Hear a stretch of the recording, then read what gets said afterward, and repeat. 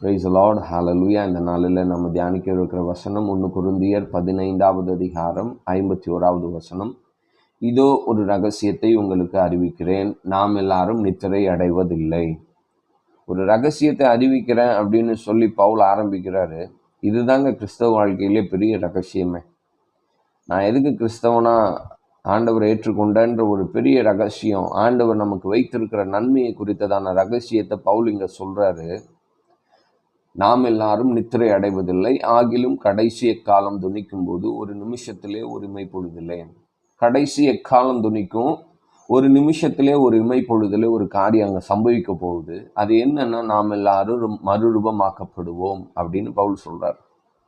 பவுல் கிட்ட இருந்த நம்பிக்கை என்னன்னா, நம்ம கட்டாயம் மறுரூபமாக்கப்படுவோன்ற நம்பிக்கை எதனால இருந்ததுன்னா, கிறிஸ்துவுக்காக அவர் வாழ்ந்த வாழ்க்கைங்க. பரலோக ராஜ்யத்திற்காக, அவருடைய சுவிசேஷத்திற்காக அவர் தன்னுடைய வாழ்க்கையை அர்ப்பணித்த அந்த அர்ப்பணிப்பு அவரால் கட்டாயம் சொல்ல முடியும், ஆண்டவருடைய வருகை வந்தால் நான் இன்னைக்கு மறுரூபமாக ஆக்கப்படுவேன் அப்படின்னு.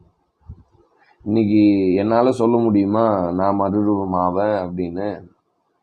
கிறிஸ்தவ ஜீவியத்தில் இன்னைக்கு கிறிஸ்தவ வாழ்க்கை போகிற ஓட்டத்தில் இன்னைக்கு நம்மளால் மறுரூபமாக முடியுமா? நம்ம யோசித்து பார்க்கணும். பவுல் வாழ்ந்த வாழ்க்கையில் நம்ம கொஞ்சமாவது வாழ முடியுதா இந்த நாட்களில்?